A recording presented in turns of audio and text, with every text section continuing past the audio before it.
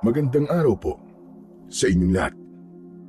Marami na po akong narinig na istorya tungkol sa mga kwentong aswang na ibinabahagi rin po sa inyo ng masusugid ninyong tagapakinig. Tangi ang inyong programa lamang po ang napili kong pagsulatan ng isang natatangi at nakakakilabot na aking karanasan sa nangyari po sa baryo ng Santa Fe. Naganap po iyon taong 1970, kung saan ay lumipat kami sa baryo ng matandang babae na nagbenta sa amin ng lupa. At dahil ex-convict po ako, walang gustong tumanggap sa akin. Pamilya ko at ang pamilya ng asawa ko, lahat sila ayaw sa akin, sapagkat nakapatay na raw po ako ng tao at galing sa kulungan. Hindi ko na lamang po babanggitin kung sino ang aking napatay, bilang respeto na rin po sa pamilyang naargabyado ko. Ganun naman po siguro kapag nahatulan ng guilty sa isang kasalanan. Magbabago rin ang pagtingin ng mga tao sa iyo at aalisan ka ng karapatan para makapagbago. Ang masakit, kahit po sa trabaho ay wala ring gustong tumanggap sa akin. Kaya pagsasaka po ang napili kong hanap buhay sa lugar na aming nilipatan. Ngunit ang katahimikan na hinahangad namin na mag-asawa ay kalbaryo pala ang aming mapupuntahan.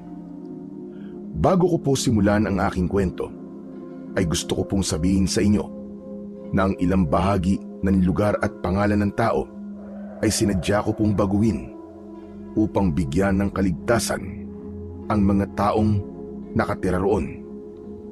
Kilalanin niyo na po lamang ako sa pangalang Marco, at ito ang aking kwento. Mahal, pasensya ka na kung sa Paragos lang tayo ng kalabaw sumakay. Wala raw kasing tricycle ang pumapasok sa baryo ni Lola Esther eh. Sus, ano ka ba naman? Pati ba naman to?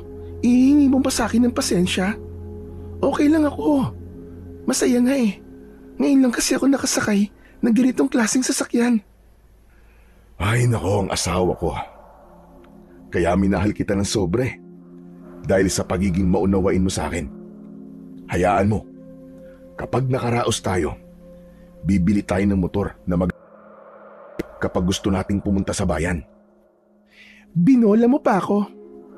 Totoo naman kasing sinasabi ko sa iyo eh. Masaya ako sa bagong yugto ng buhay natin. Isa pa, huwag tayong mangangarap ng sobra, mahal. Yun lang kaya natin. Mahal, hindi ka ba nagsisisi? Nagsisisi saan? Na sumama ka sa akin kahit nakulong ako. Ay nako, magdadrama ka na naman ba? Alam mo mahal, nang makilala kita sa kulungan, alam ko na mabuti kang tao. Saka kahit kailan, hindi ko pinagsisisihan na sumama ako sa iyo. At ikaw ang pinili kong maging asawa. Hindi naman lahat ng nakukulong ay masama, di ba? Tsaka hindi ba, kaya ka naman nakulong ay dahil ipinagtanggol mo lang naman ang kapatid mo. Hindi ko lang talaga maiwasan ang hindi malungkot, mahal. Talaga bang gusto mong tumira sa lugar na to? Marco, bakit ba pala yung tanong mo sa akin? Kanina ka pa hindi mapakali ah. Ikaw yata ang ayaw sa lugar na to eh. Eh kasi naman, mahal. Tignan mo ang palayan, oh. Tigang, tuyo, at walang buhay ang bawat paligid.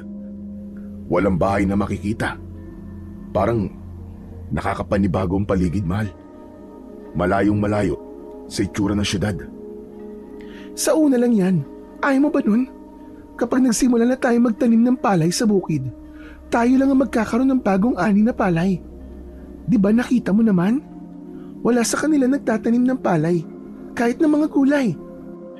Pumapabor pa nga sa atin ang pagkakataon. Sana nga, mahal ko. Napakarami natin dapat patunayan. Sa pamilya mo, sa pamilya ko. Hinusgahan nila ang pagkatao ko, mahal. Hayaan mo na. Ang mahalaga, hindi kita hinusgahan at hindi ka masamang tao para sa akin. Ay nako, ngayon ka pa ba panghihinaan ng loob? Kasama mo na ako? Magiging tatay ka na, mahal. O ayan, sumisipa na naman ang anak natin, no? Narinig yata yung sinasabi mo. Ang lahat ng pagod at pag-aalala ko ng mga sandaling yon ay nawala, Sir Blair. Lalo na nang maramdaman ko ang paggalaw ng tiyan ng asawa kong si Amelia. Wala nang sasaya pa sa puso ng isang ama kapag naramdaman ang pintig ng puso ng kanyang anak sa sinapupunan ng asawa. Yun ang karanasan na tuluyang nagpabago sa aking pananaw sa buhay. Muli naming itinuon ang paningin sa daan. Nang mga oras na yon ay tanghaling tapat na. Mataas ang sikat ng araw, pero hindi namin yon pansin dahil abala kami sa pagtingin sa paligid na nadadaanan namin. Nakaupo kasi kami ni Amelia sa hulihan ng Paragos, kaya malaya naming nakikita ang paligid ng lugar. Sino ba naman ang mag-aakala na sa edad kong 35 taon ay magiging tatay ako? Akala ko nun tatanda na ako ng binata . Sus, bakit ikaw lang ba? Ako rin naman 28 taong gulang na ako. Bago binayayaan ng anak. Pero pakiramdam ko, Daisy pa rin ako. Ha? Anong Daisy? Daisy 8. Hindi ko napigilan ang hindi matawa sa biro na yon ni Amelia. Akala ko talaga niloko niya ako sa edad, kaya nahalikan ko siya sa kanyang kamay. At sa pagtungo ko, biglang gumewang ang gulong ng Paragos. Napansin namin na nasagasaan ng gulong nito ang isang kalansay ng kalabaw. Bumakas ang takot sa mukha ng aking asawa dahil sa labis na gulat. Kaya naman, agad ko siyang niyakap ng maigpit at tinakluban ang kanyang mga mata. Humingi naman ng pasensya sa amin ang lalaking nakasakay sa ibabaw ng kalabaw na siyang may hawak sa tali noon. Salamat na lang talaga sa lalaki na yon dahil libre niya kaming pinasakay sa kanyang Paragos. Ang Paragos ay ang karitong hila-hila ng kalabaw na madalas na ginagamit ng mga magsasaka para maghatid ng kalakal sa malayong lugar.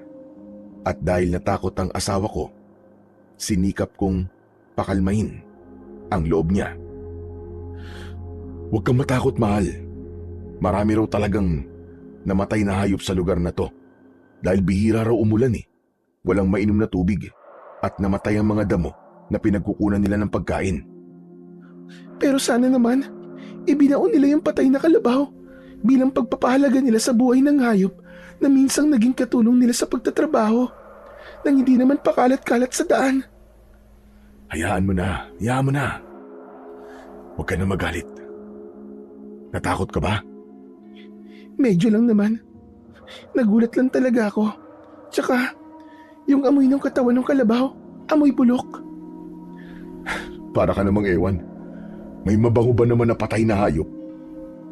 Tinawanan ko na lang ang sinabing yun ni Amelia dahil gusto kong mawala ang takot na nararamdaman niya. 9 na buwan ng buntis ang asawa ko. Kabuwanan niya na. Pero nagiging sensitibo pa rin siya sa mabahong amoy sa kanyang paligid. Ilang linggo na lang ay makikita ko na ang unang anak namin ni Amelia. Ganon daw talaga kapag nanganganay. Minsan lumalampas daw ng 6 na araw bago manganak. Kaya lahat ng paraan sa pag-iingat ko sa mag-ina ko ay ginawa ko. Kulang na lang, buhatin ko siya para wag lang siyang mapagod sa paglalakad. Habang hawak ko ang kamay ni Amelia, ay napasulyap ako sa alaga naming aso na si Pulgoso. Panay ang linga ng hayop sa paligid na para bang hindi napapakali. Tignan mo nga si Pulgoso. Oh. Parang ayaw niya sa lugar na to. Ano ka ba naman, Amelia? Pati ba naman si Pulgoso napapansin mo pa? Muling tumahimik si Amelia at ibinaling niya ang tingin sa ibang direksyon ng daan. Pagkalipas ng isang oras, tumigil ang kalabaw. Napansin ko kasi na ayaw nang maglakad ng kalabaw sa bahagi ng mabatong kalsada. Kaya napilitan ang lalaki na huminto sa tapat nun. Sinabi niya sa amin na hindi na raw kayang pumasok ng kalabaw sa baryo ng Santa Fe. Paahon daw ang daan at mahihirapan daw ang kalabaw niya dahil sa mga dala niyang mga kalakal.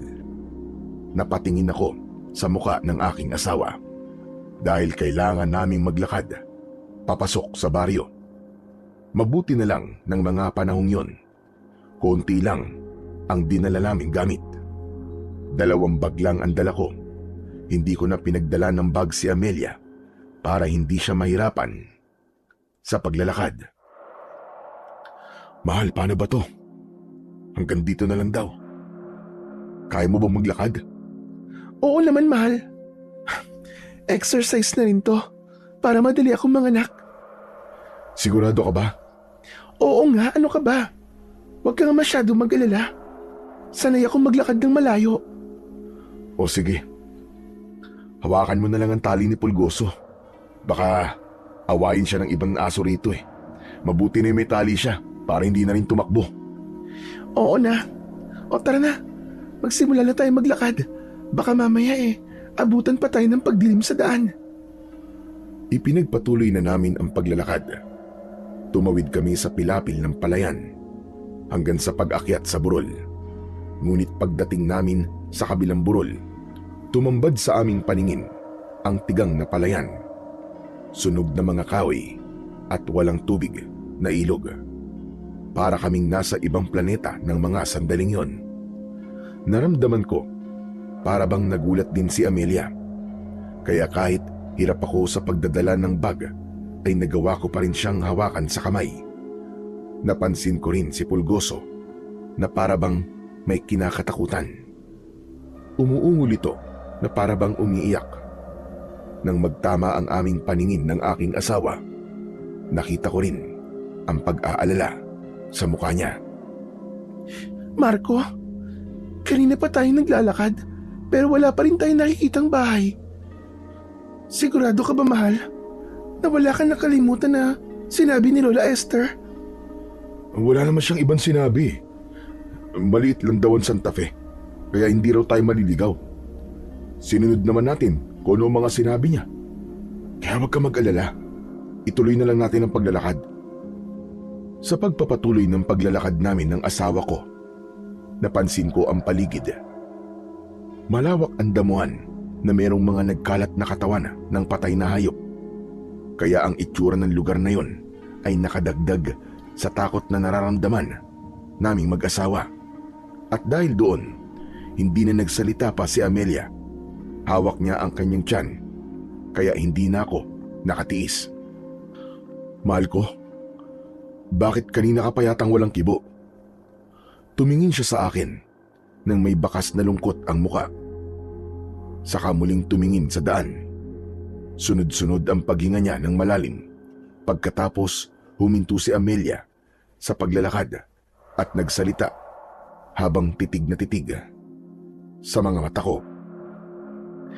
Mahal, tama kaya tong desisyon natin? Teka, akala ko ba ayos lang sa'yo na nandito tayo? Bakit parang nagbago yata ang nararamdaman mo? Bigla kasi ako nag-alala sa lugar na to eh.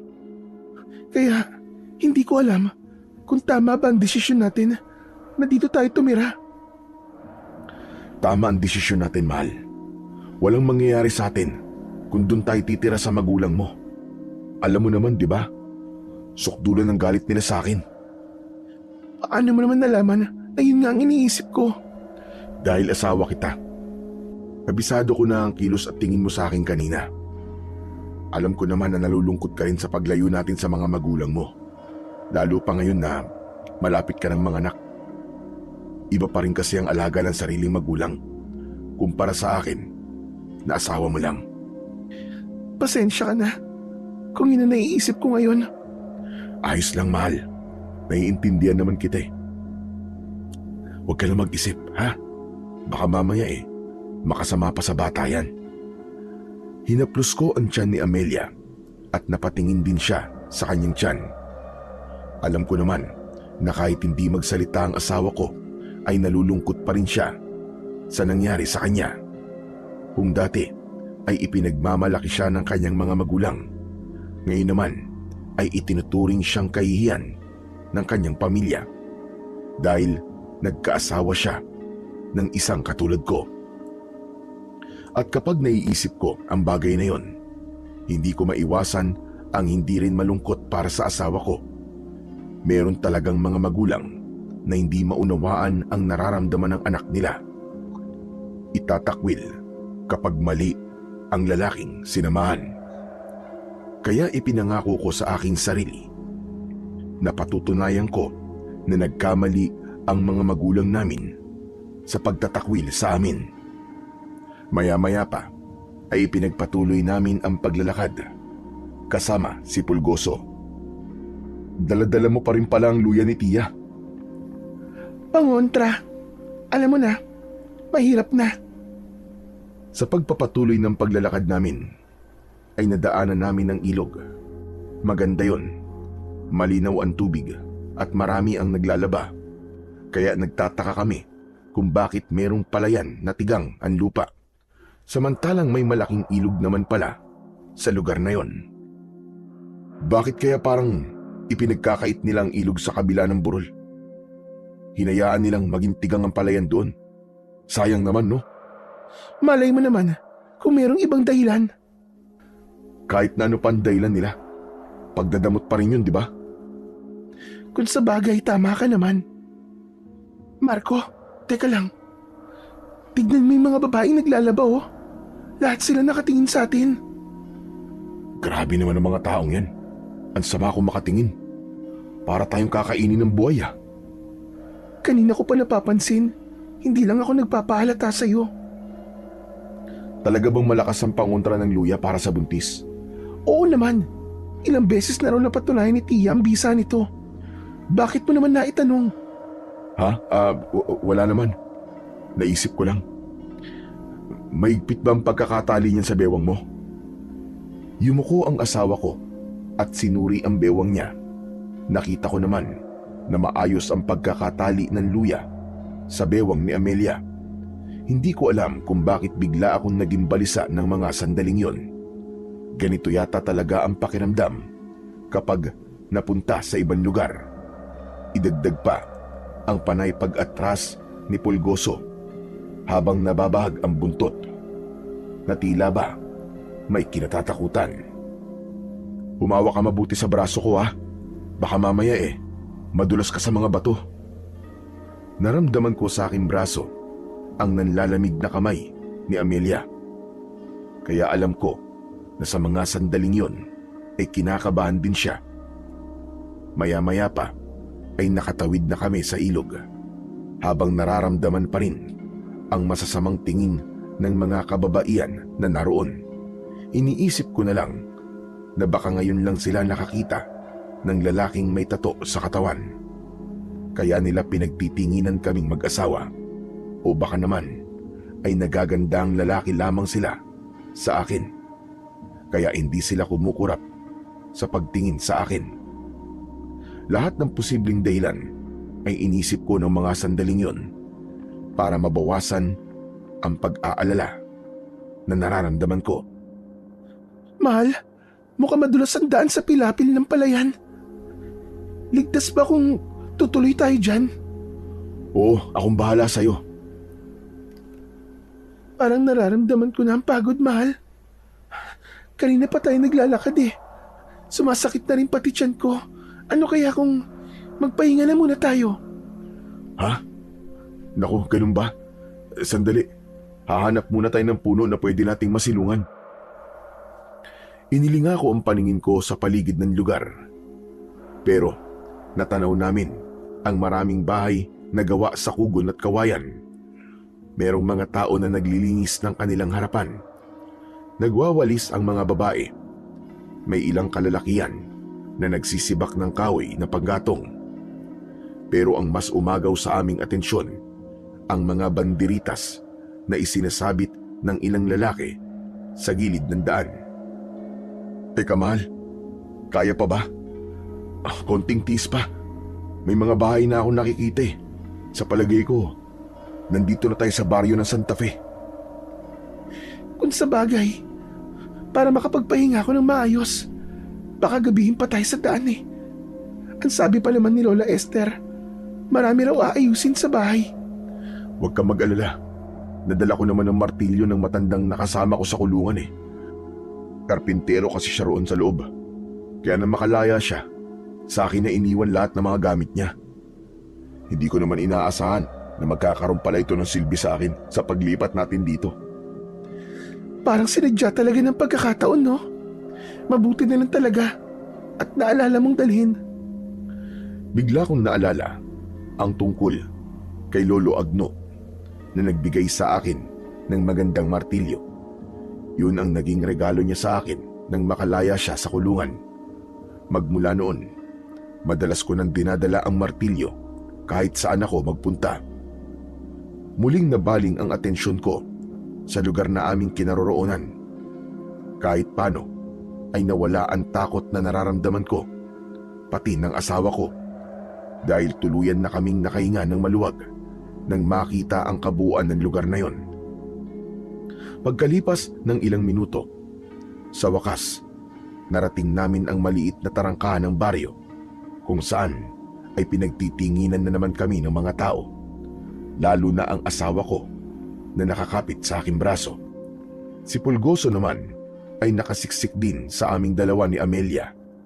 Dahan-dahan kaming naglakad, kaya napansin namin na tumigil ang lahat sa kanilang mga ginagawa, pati na ang mga kalalakihan na nag-aayos ng banderitas sa gilid ng daan.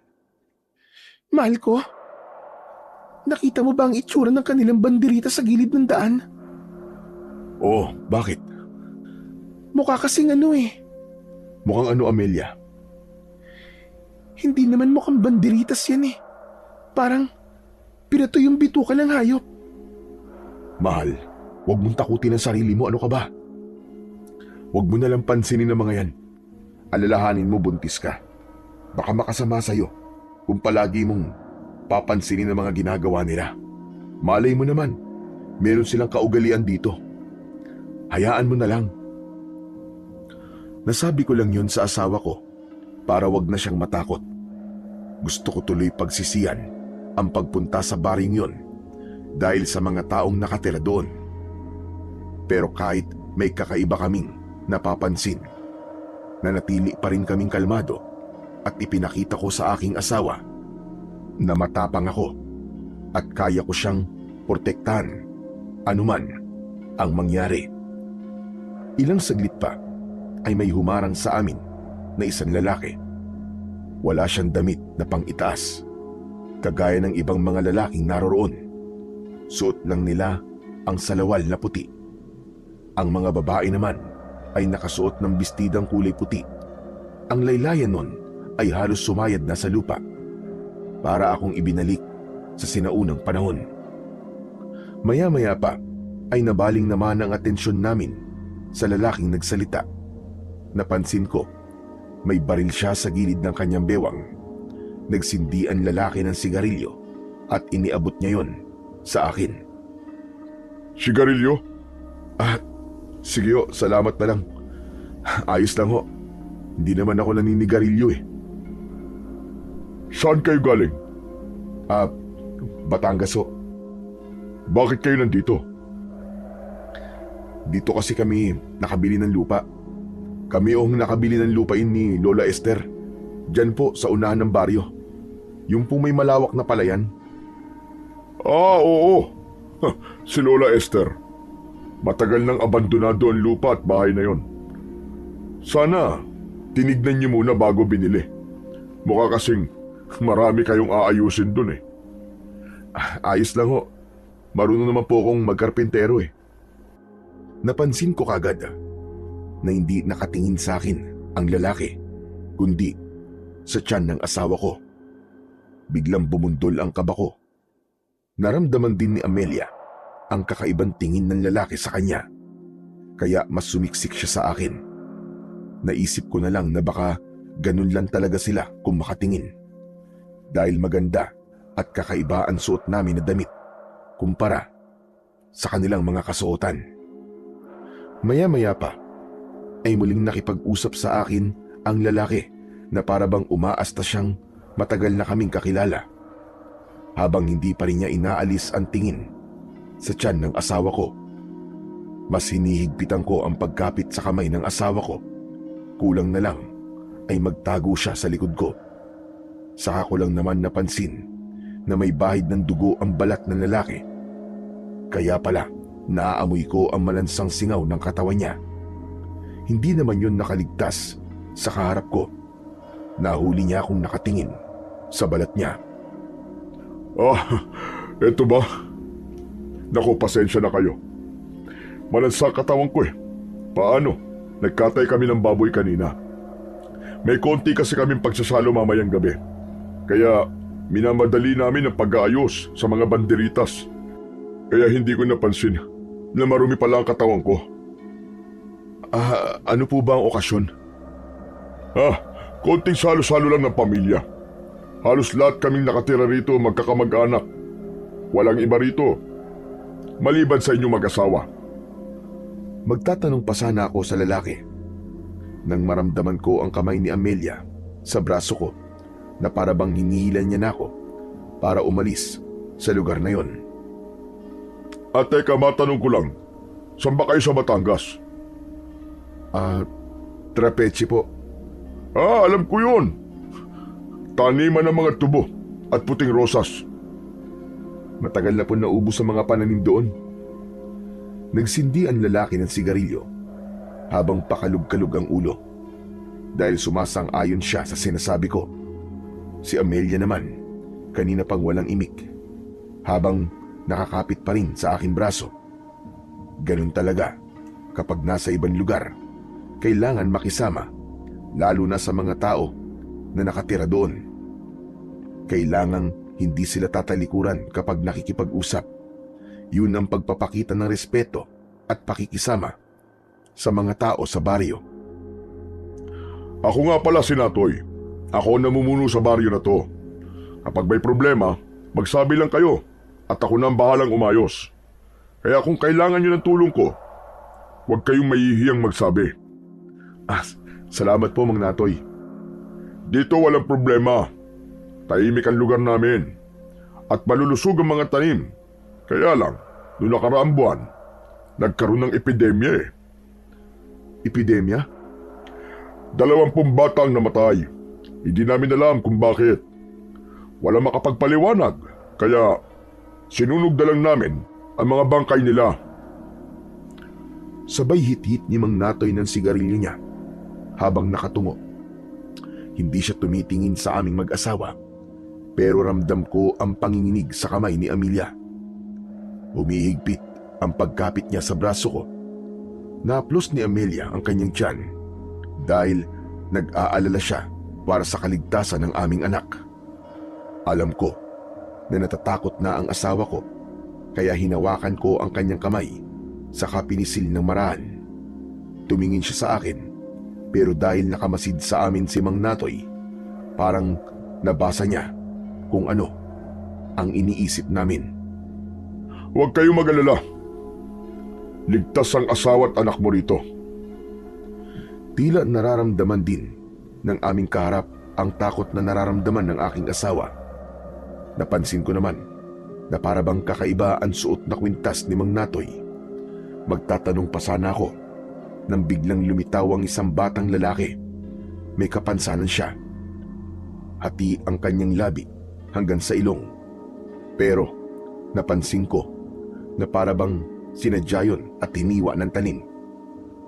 Nawala lang ang atensyon ko sa batang yumayakap kay Mang Natoy nang biglang hawakan ng bata ang tiyan ni Amelia.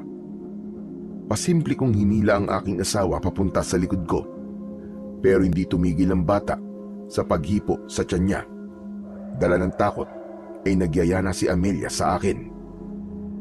Marco, hindi pa ba tayo aalis? Napapagod na ako eh. Ang sakit na ng binti ko. Oo, aalis na tayo. Huwag na kayo mag-alala mag-asawa. Tapos naman na ang epidemya. Lalaki na malusog ang anak niyo rito. Siya nga pala. Ito ang anak ko, si Kiko. Mahilig talaga siya sa buntis. Kasi gusto niya na magkaroon ng kapatid. Kaya po pala ganyan siya. Mang Natoy, paano po ang bibig niya? Yun ba? Nataga ko. Napagkamalan ko kasing aswang nang minsang malasing ako. Akala ko talaga napatay ko nga eh. Mabuti na lang at nakaligtas ang anak ko. Nagulat ako sa sinabing yun ni Mang Natoy. Tumayo ang mga balahibo ko sa katawan habang pinagmamasdan ko ang paghaplos niya sa ulo ng anak.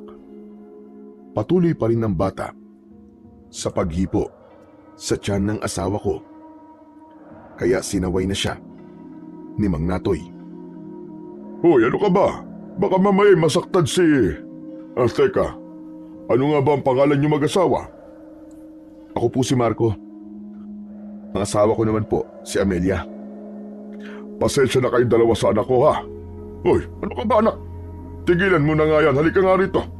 Baka mamaya ay masaktan ang anak ni Amelia. Hinawakan ni Mang Natoy ang kamay ng anak. Saka muling tumingin sa aming mag-asawa. Bakas sa mukha nito ang labis na hiya. Huwag ka na magulo, Kiko. Bumalik ka na sa bahay. Nag-uusap pa kami ng bisita natin eh. Nanggugulo ka rito. Pero dahil hindi maawat ang bata sa paghawak sa kamay ni Amelia, pinalo ni Mang Natoy ang kamay ng bata sa harap namin. Saka sinabunutan ng buhok. Kaya nagpaalam na rin kami ng aking asawa. Sige po, mauna na po kami. Hindi ko na hinintay na magsalita si Mang Natoy. Mabilis namin siyang tinalikuran at naglakad ng maraan. Kahit hindi ko sila tignan, alam ko, nararamdaman ko. Nakatingin sila sa amin. Lalong-lalo na sa asawa kong si Amelia. Saka ko lang napansin ang naluluwang mga mata ng aking asawa. Akala ko, hindi pa tayo aalis dun eh. Kapag napapakwento ka talaga, limot mo na ang totoong sadya natin sa lugar na to. Nakakainis ka. Kanina pa kita hinihila eh. Pambihira ka talaga, oo. Sandali lang, ang puso mo naman. Galit ka na naman kaagad. Makakasama sa anak natin yan eh. Ikaw naman kasi, nakita mo na nga na halos haluin na ng batang yun ang tiyan ko.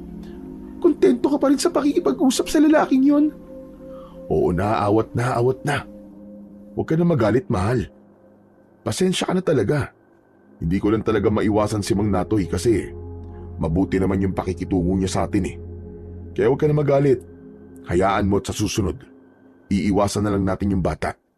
At si Mang Natoy kung gusto mo. Ayos ba yun? Akala ko, pagtapos naming mapansin ang kakaibang lugar na yon sa bakuran ni Mang Natoy, ay tapos na ang takot na mararamdaman namin ni Amelia. Pero, nagkamali ako.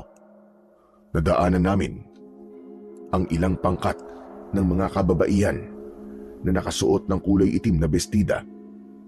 Magulo ang kanilang buhok at ang paraan ng kanilang pag-iyak ay parang alulong ng aso. Kaya si Pulgoso naman ang naging balisa ng oras na yon. Tinahulan niya ang mga babaeng walang tigil sa pagyuko sa lupa. Diyos ko naman, ano bang klaseng lugar to? Parang gusto ko na yatang magsisi na nagpunta tayo rito, Marco. Huwag kang mag-alala. Baka naman nagluluksa lamang sila. Mukha naman silang namatayan ng mahal sa buhay. Hindi ba't nabanggit ni Mang Natoy na marami ang namatay na bata sa baryong to? Sinasabi mo ba na baka mga yan ang mga ina na nawalan ng anak? Oo. Baka hindi nila kinakaya ang sakit. Kaya sila nagkakaganyan. Marco, natatakot ako. Natatakot ako para sa kaligtasan natin at ng anak natin. Ano ka ba naman? Walang mangyayari sa atin at sa anak natin. Hinding-hindi ko yung papayagan. Upang mabawasan ang takot na nararamdaman ng asawa ko, niyakap ko siya ng maigpit. Saka lang namin napansin na sementeryo pala ang lugar na yon dahil sa mga krus na nakabaon sa lupa. Kaya kahit papano, nabawasan ang pangamba ko dahil hindi sila takot sa krus. Ibig sabihin lang nun ay hindi sila mga aswang. Alam kong nakita rin yun ng asawa ko, kaya kahit papano ay naging kalmado rin siya. Ipinagpatuloy namin ang paglalakad at hindi nagtagal ay bumungad sa amin ang isang lumang bahay na may mga puno sa palibot. Ibinaba ko ang dala kong mga bag, saka humarap sa aking asawa. Dito na tayo titira, Amelia. O ano? Maganda naman ang bahay, di ba? Maganda nga, pero kakaiba naman ang lugar. O akala ko ba gusto mo rito? Hindi na ngayon, Marco. Pagkatapos ko makita ang mga taong nakatira rito, gusto ko nang pagsisihan ng pagsama sa iyo rito. Ano ka ba naman, Amelia? Akala ko ba nagkasundo na tayo? Yun din ang akala ko eh. Huwag mo na munang husgahan ng lugar na to. Subukan na muna nating kahit 2 araw lang. Kapag hindi talaga pwede, abay di, babalik na tayo ng Batangas. Isang malalim na buntong hininga ang itinugon lang sa akin ni Amelia. Hindi niya ako kinausap. Basta siyang pumasok sa loob ng bahay at nag-ayos ng mga gamit. Hinayaan ko na lang siya dahil hanggat maaari, ayaw ko nang may pinagtatalunan kaming mag-asawa. Para hindi na lumaki ang gulo, hinayaan ko muna siya na mag-isa.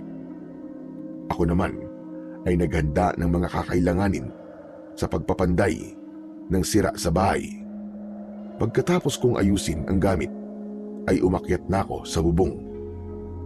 Inayos ko na rin ang bubong. Pagkatapos ay isinunod ko naman ang mga sirang dingding. Sinigurado ko na maganda ang pagkakagawa ko nun at natutunan ko rin naman yon kay Lolo Agno. Kahit hindi ko nakikita si Amelia, alam ko na hawak niya ngayon ng santo na may tinik sa ulo o ribulto ng Panginoon. Katoliko po kasi kami at yun ang aming paniniwala. Ako naman po, simula nang makulong, alam ko na nagkulang na rin po ako sa pananampalataya sa Panginoon. Hindi na po ako madalas na tumatawag sa Kanya o manalangin man lang kahit ilang saglit lang. Katwiran ko ng mga sandaling yon. Basta alam ko na may Diyos ay sapat na yon. Nang matapos ako sa pagkakarpintero, ay muli ko yung pinagmasdan. Ayos na to. Pwede na akong pumasok sa loob. Paglinga ko sa paligid, ay napansin ko ang asong si Pulgoso. Panay ang pagtahol niya sa harap ng kakawyan na malapit sa aming bahay. Para bang may nakikita ito na hindi nakikita ng ordinaryong tao. Nilapitan ko ang alaga kong hayop, sakay nawakan ng kanyang likod. Itinali ko muna siya sa hagdan bago ako tuluyang umakyat sa itaas ng bahay. Pagpasok ko sa loob, nakadisplay na ang mga santo sa tapat ng pintuan. At dahil malapit ng dumilim ng mga sandaling yon, meron na yung kandila. Hinanap ng aking mga mata si Amelia at nakita ko na siya na hinihimas niya ang kanyang tiyan. Baka sa mukha niya ang sakit na para bang nahihirapan siya sa kanyang tiyan. Napansin ko rin na butil-butil ang pawis niya sa noo. Nilapitan ko siya at hinawakan ang kanyang tiyan. Mahal ko, ano ba nangyayari sa'yo? Masakit na masakit ang tiyan ko, Marco. Nagsimula lang to nang hawakan ng batang yun ang tiyan ko. Ganun ba? Sandali lang at may dinala yata ako ditong bote ng langis. Hahaplasan ko ang tiyan mo. Agad akong naggalungkat ng bote ng langis sa loob ng bag ko. Nang makita ko yon, ay agad kong inihaplas sa tiyan ng asawa ko. Matigas yun, kaya napatingin ako sa kanya. Mahal, hindi naman kaya manganganak ka na? Hindi pa ako manganganak. Wala pa namang lumalabas sa akin eh. Nagsimula lang talaga to nung hawakan ng bata ang tiyan ko. Baka naman nag-iisip pa lang ng kung ano-ano. Teka, naniniwala ka ba sa usog? Yung sumasakit ang tiyan kapag may nakakausap na taong pagod o gutom. Balis yun sa kabikulan. Pero sa atin, usog ang tawag doon. Kahit ano pa ang tawag doon, naniniwala ako. Kasi kanina naman, ayos pa ang pakiramdam ko eh. Simula nung makausap natin na magkabang yun, sumakit na ang tiyan ko. Baka nauusog na ako, Marco. O sige, ganito na lang. Kapag hindi nawala ang sakit ng tiyan mo, sa langis na inilagay ko, maghahanap tayo ng albularyo sa lugar na to at ipapagamot kita. Tumango ang asawa ko sa sinabi ko, habang himas pa rin niya ang kanyang tiyan. Nakangiwi ang mukha niya na lalong nagbigay sa akin ng labis na pag-aalala. Bakit hindi ko naisip yun? Sana, inuna ko na muna na maghanap ng albularyo bago ako nagkarpintero. Kahit naman magsisi ako ng mga sandaling yon, huli na, nangyari na yon sa asawa ko. Pagsapit ng gabi, hindi pa rin humihiga sa katre si Amelia.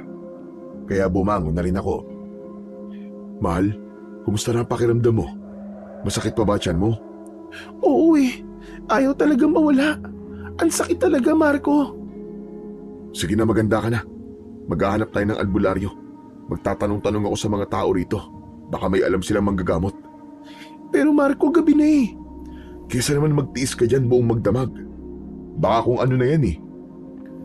Inalalayan kong tumayo si Amelia at binihisan ko siya ng damit. Saka pinag-jacket ko na rin. Dinala ko ang lumang gasera at itak na madalas kong ginagamit. Itinago ko yun sa aking likod. Isinuksok ko sa aking bewang at tinakluban ng damit. Pagkatapos nun, ay lumabas na kami ng bahay. Habang naglalakad naman kami, ay narinig namin na parang nagkakasiyahan sa loob ng bahay na nadaanan namin kanina. Maririnig din ang tunog ng gitara at kulintang.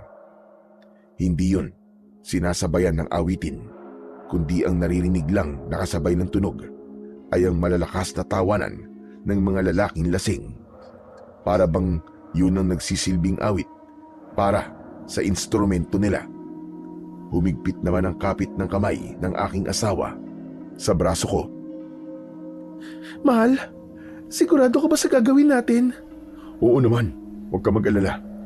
Magtatanong lang naman tayo sa kanila eh. Wala nang nagawa ang asawa ko, kundi sumunod na lamang sa akin. Dahil nakikita ko naman na sobra na siyang nasasaktan sa kanyang tiyan. Kaya naman, mahigpit ko siyang inakbayan habang naglalakad.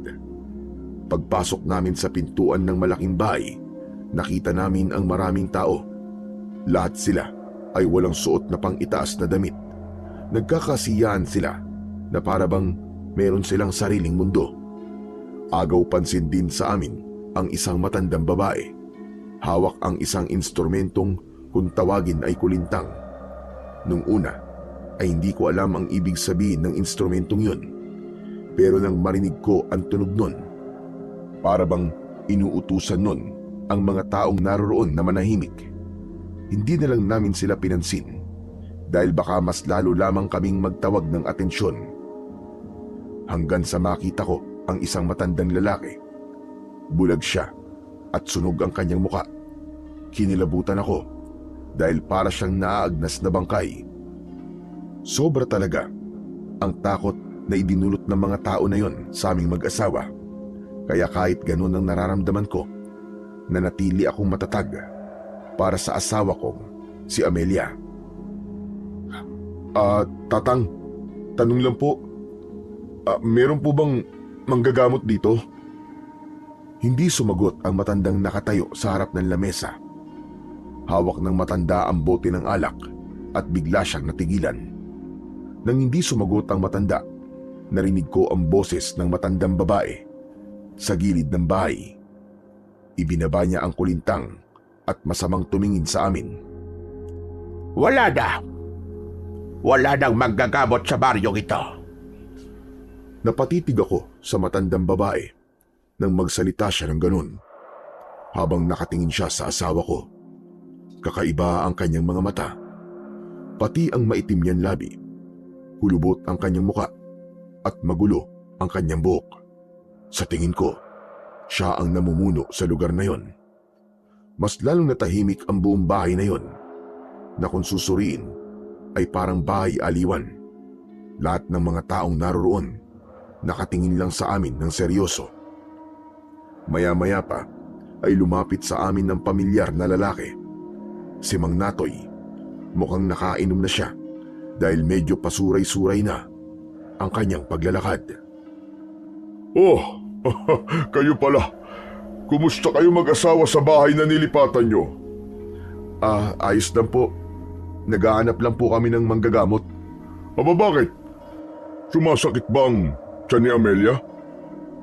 Hindi ko inaasahan na bigla niyang hahawakan ng tiyan ng aking asawa.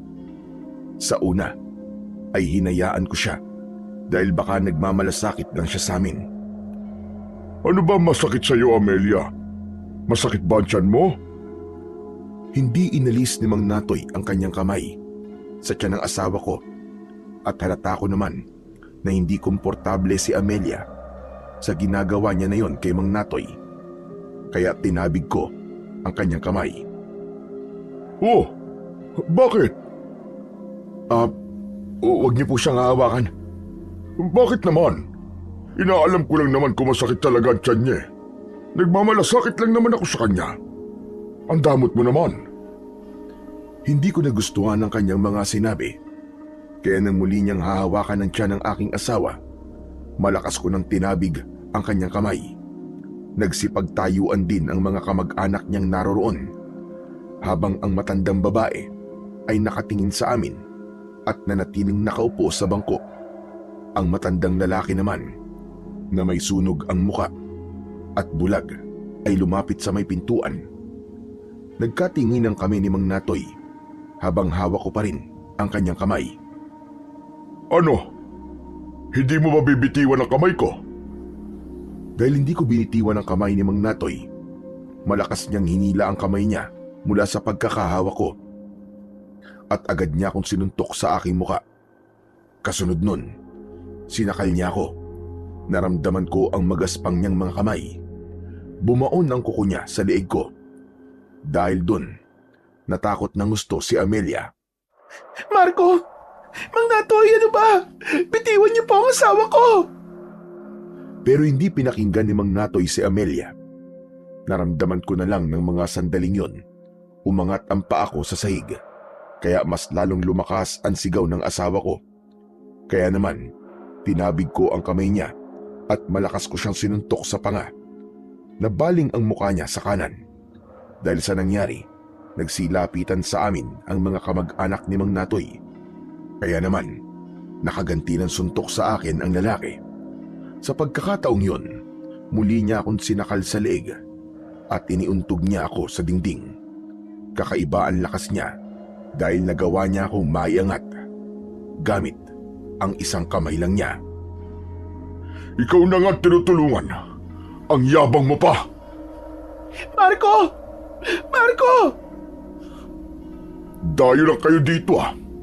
Kung makaasta ka, kala mo may ibubuga ka. Ika! Tama na yan! Pauwiin niyo na sila. Bigla kong naramdaman ang pagluwag ng kamay ni Mang Natoy sa aking leeg. Kasunod ng pagsalita ng matandang babae. Umuwi na kayo. Buntis siya. Hindi siya dapat natatakot. Habang nagsasalita ang matandang babae, nakatingin siya sa tiyan ng aking asawa. Saka lang ako tuluyang pinakawalan ni Mang Natoy. Para bang batas sa lugar na yon ang utos ng matandang babae. At si Mang Natoy naman, ang matapang na tauhan ng matanda. Pero ang matandang lalaki kanina na pumigil kay Mang Natoy, sa kanya ako naiwagaan. Hindi siya katulad ng mga taong naroroon. Iniligtas niya ako sa kamay ni Mang Natoy. Sa pagkakataong yun, pinili naming umalis dahil nag-aalala ako sa kaligtasan ng asawa ko. Pero kung nagkataon na wala akong inaalala, sinisigurado ko na mapapatay ko silang lahat. Yun ang isang bahagi ng aking pagkatao na hindi ko maaaring ipagsabi kahit na kanino. Iba akong magalit dahil hindi ko kayang kontrolin ang galit ko. Hindi ako natatakot pumatay ng tao Lalo na kapag alam kong nasa tama ako. Ayoko nang inaargabyado ako. Mula sa pagkabata, laman na ako ng gulo. Madalas akong napapaaway. Kaya naman, ang nangyari ngayon ay pangkaraniwan na lamang sa akin. Nagbago lang ako nang makilala ko at maging asawa si Amelia. Pero kapag siya na ang masasaktan, hindi ako magdadalawang isip na pumatay para sa aking pamilya. Pagdating namin sa bahay, napansin ko na nanginginig ang katawan ni Amelia dahil sa takot. Nakaupo siya sa bangko sa harap ng lamesa. Sa ibabaw naman nun ang isang gasera. Mahal, patawarin mo ko kung nangyari yun sa harap mo kanina.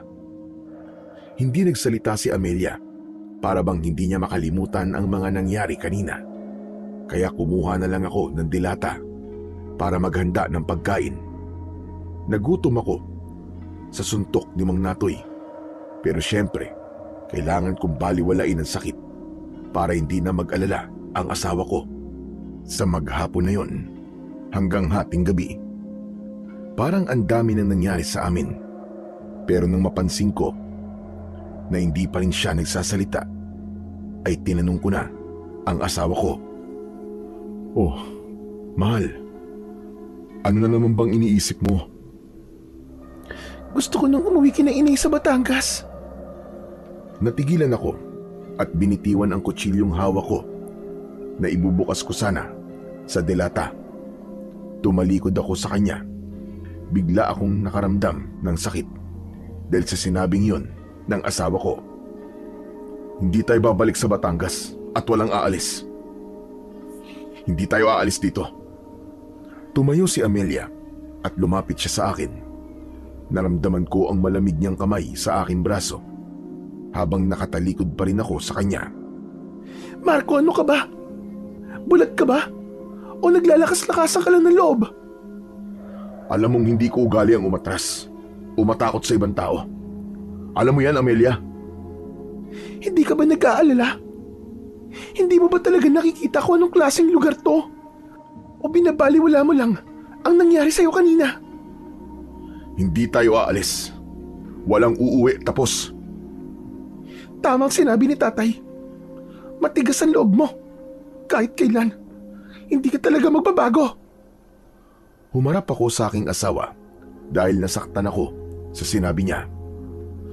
Alam mo, nagbago ako para sa iyo, Amelia. At kahit kailan, huwag mo akong sisisihin na para bang ako lang ang may kasalanan. Isa pa, kung aalis tayo sa lugar na to, saan tayo titira? Walang tumatanggap sa akin kaya saan tayo pupunta? Kahit saan, basta't wag lang dito. Sige nga, kung hindi tayo aalis dito, ipaliwanag mo kung paano tayo mabubuhay sa ganitong klaseng lugar.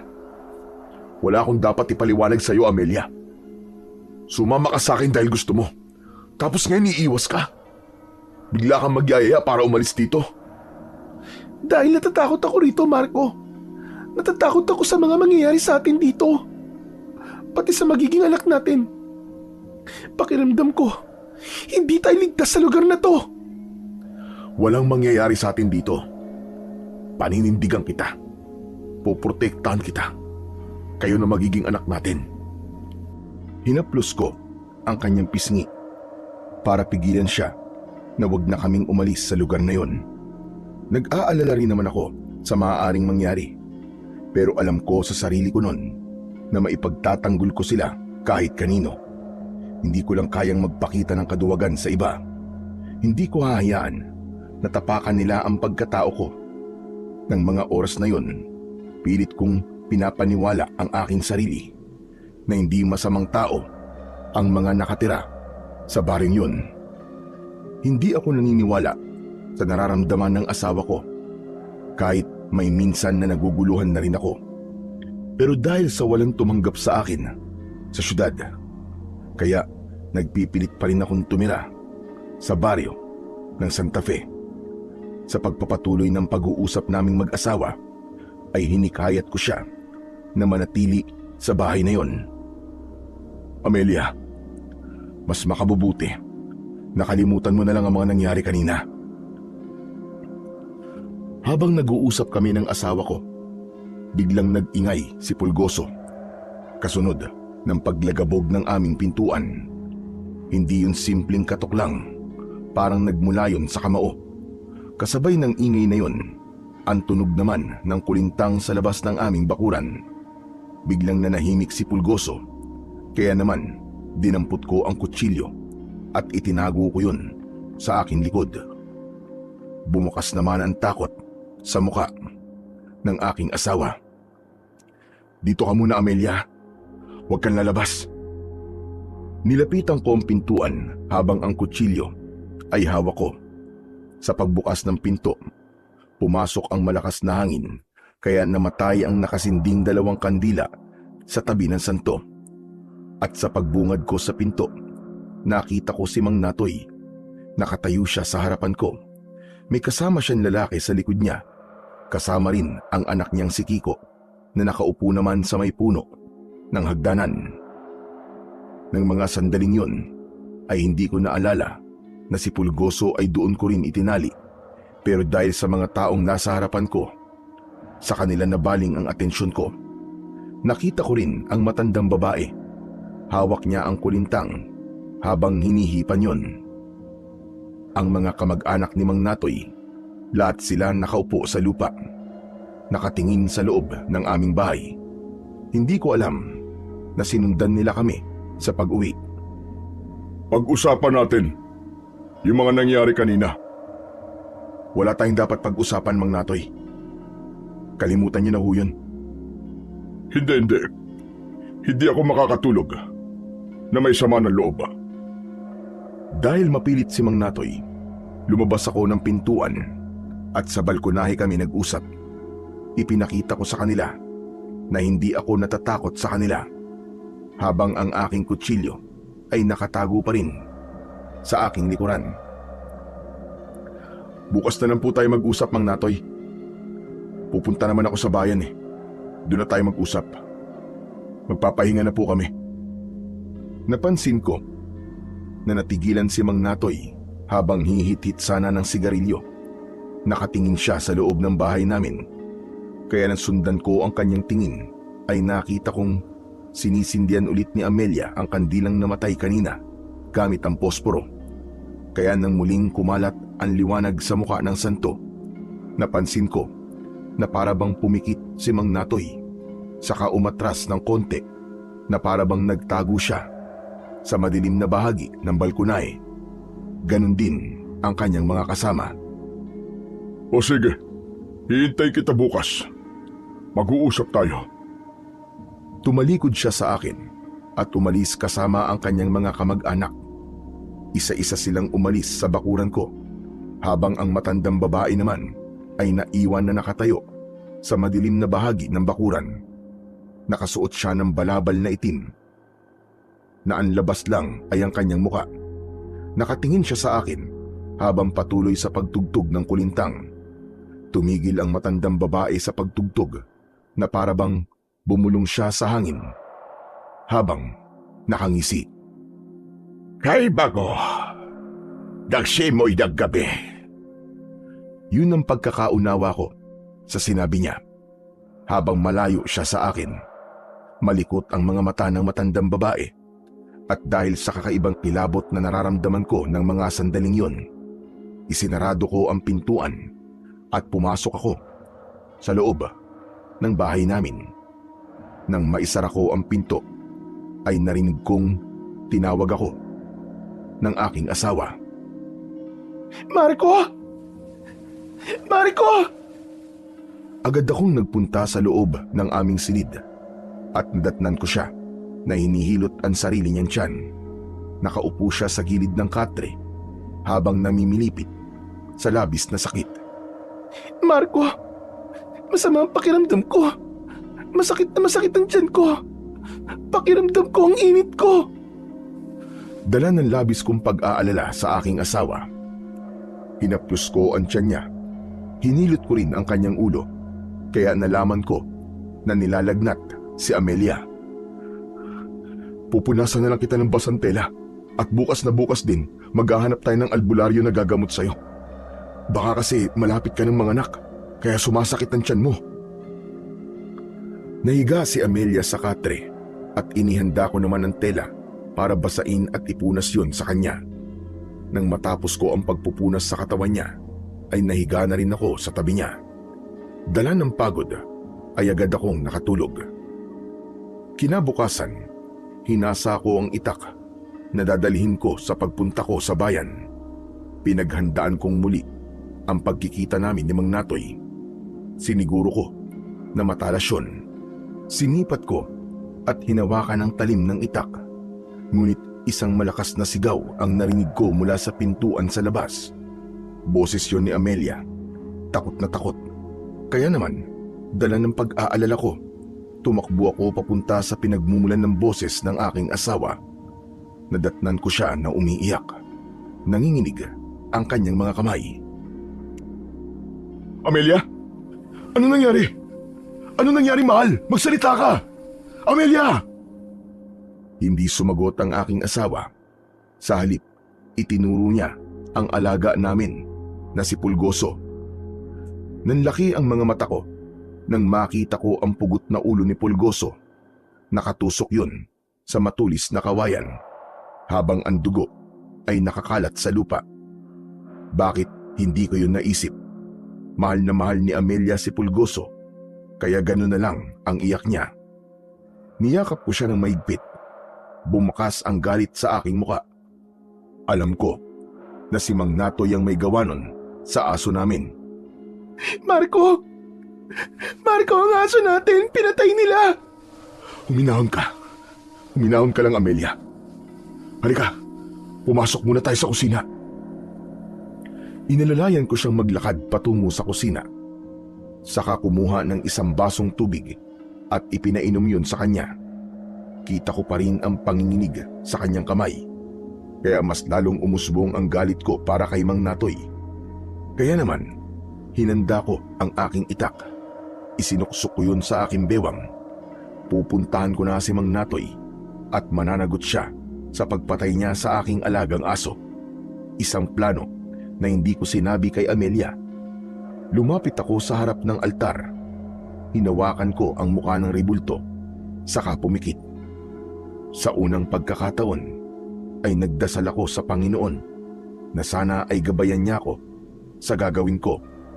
Yun din ang unang pagkakataon na nagtiwala ako sa Panginoon, habang si Amelia naman ay nagtataka sa ikinikilos ko.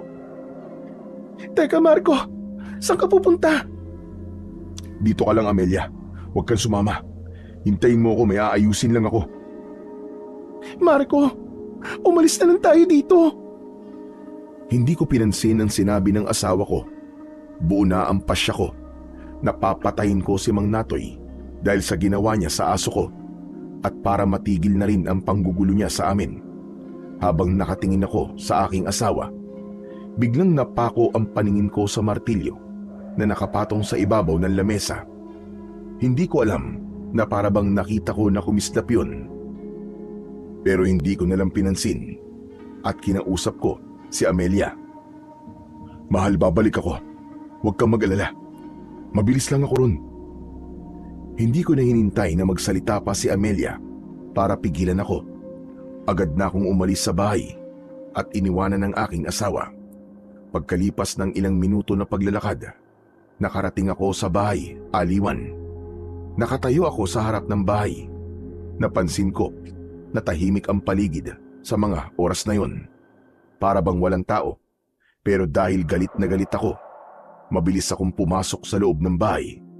Nakita ko ang bulag na matandang lalaki. Nagulat ito sa biglang pagpasok ko habang pinakikinggan ang kilos ko sa loob. Nasaan si Mang Natoy? Hindi kaagad nakapagsalita ang matandang lalaki, kaya inulit ko ang pagtatanong sa kanya. Habang papalapit ako sa kanyang kinatatayuan, hindi ko rin inaalis ang paningin ko sa kanya. Saan ko makikita si Mang Natoy? Huwag ka nang maghanap ng gulo. Nasaan si Mang Natoy? Hindi ako sinagot ng matanda habang pilit siyang lumilinga sa paligid na para bang balisa. Halata ang takot sa kilos ng matanda. Halos Pabulong ang pagsasalita niya na para bang iniingatan nito na merong makarinig sa pinag-uusapan namin. Umalis na kayo ng asawa mo rito. Hindi mo ba alam na ang lahat ng mga taong nakatira rito ay mga aswang? Walang aswang-aswang sa akin. At walang aswang sa lugar na to. Kaya mabuti pa, ituro niyo sa akin kung nasan si Mang Natoy. Aswang sila. Aswang na tiktik na pumapatay sa mga babaeng buntis. Kaya hinaan mo ang boses mo, Marco. Naririnig nila tayo. Huwag niyo akong lukuhin, ha? Hindi mo ba naririnig ang mga ingay na yan? Hindi ka ba naniniwala? Pakinggan mo. Pakinggan mo ang ibinubulong ng hangin. Ang tunog sa paligid. Ang kanilang mga huni. Kaya't makinig kang mabuti. Umalis ka na. Ilayo mo ang asawa mo rito. Saglit na tumigil ang matanda sa pagsasalita habang pinakikinggan ang huni ng kulintang sa paligid, pati na ang tunog ng mga gitara at iyakan ng mga babae. Kahit mahina ang tunog ng mga yon, ay alam ko na nagsasabi ng totoo ang matanda. Pilit ko lang yun binabaliwala. Muling nagsalita ang matandang lalaki na halos pabulong ang boses. Ang Santa Fe ay pugad ng mga aswang na galing pa sa Visayas at Mindanao. Dito na sila nanirahan at namatay. Ngunit ang karamihan sa kanila ay nandito pa rin. Inilinga ko ang paningin sa aming paligid. Nagsimula na ring magtaasan ang mga balahibo ko sa katawan nang dahil sa takot. Nandyan labang sila sa paligid. Sige na, balikan mo na ang asawa mo bago pa sila magising. Ikaw, ano ka? Huwag kang magalala. Tao ako. Hinihintay ko lang ang oras ko dito dahil wala na rin akong pupuntahan.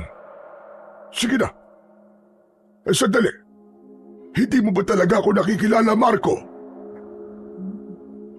Nang magtanong ang matandang lalaki, biglang bumundol ang kaba ko sa aking dibdib.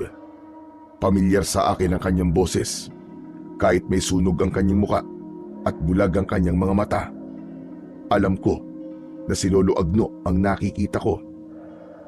Bakit nga ba hindi ko kagad napansin yun? Samantalang ang matanda, kahit hindi niya ako nakikita, ay agad niya akong nakilala. Napuno ng katanungan ang isip ko ng mga sandaling yun. Hindi ko alam na dito pa kami magtatagpo sa baryo ng Santa Fe. Teka, Lolo Agno? Lolo Agno, ikaw ba talaga yan? Oo, ako nga ito, Marco. Kagabi pa kita nakilala dahil kilalang kilala ko ang boses mo.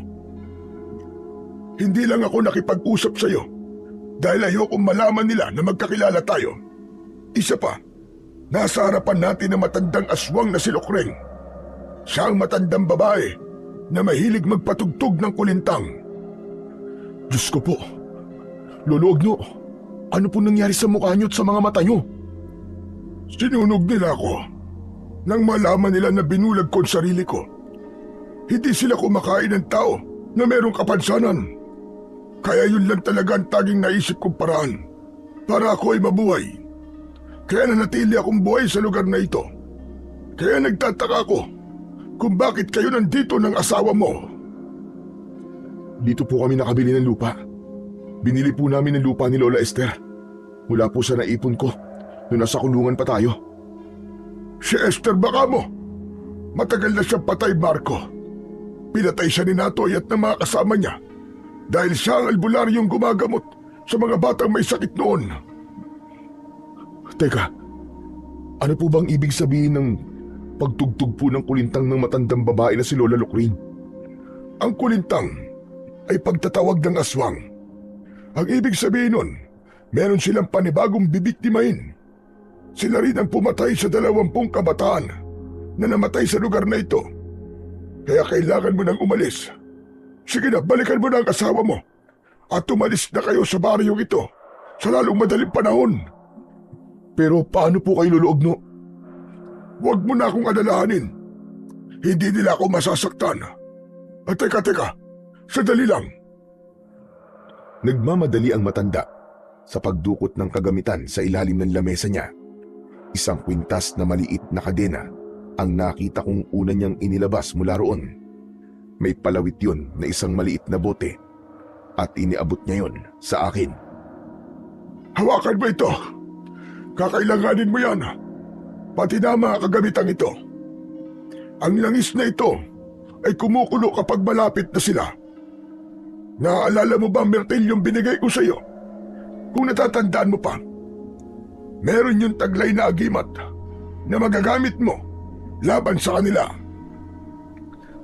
Para saan naman po ang pana na yan, Lolo Agno? Itinuro ko ang isang pana na merong maliliit na palaso na gawa sa metal. May gatilyo yun na parabang sa baril. Sinasabi na yun daw ang pana ng katapusan. Dinampot ni Lolo Agno ang panang yun at ibinigay din niya sa akin. May kapangyarihan din ito na patayin sila. Ipagamit mo yan sa asawa mo. Sige na, bumalik ka na sa asawa mo. Puntahan mo na siya. Magmadali ka.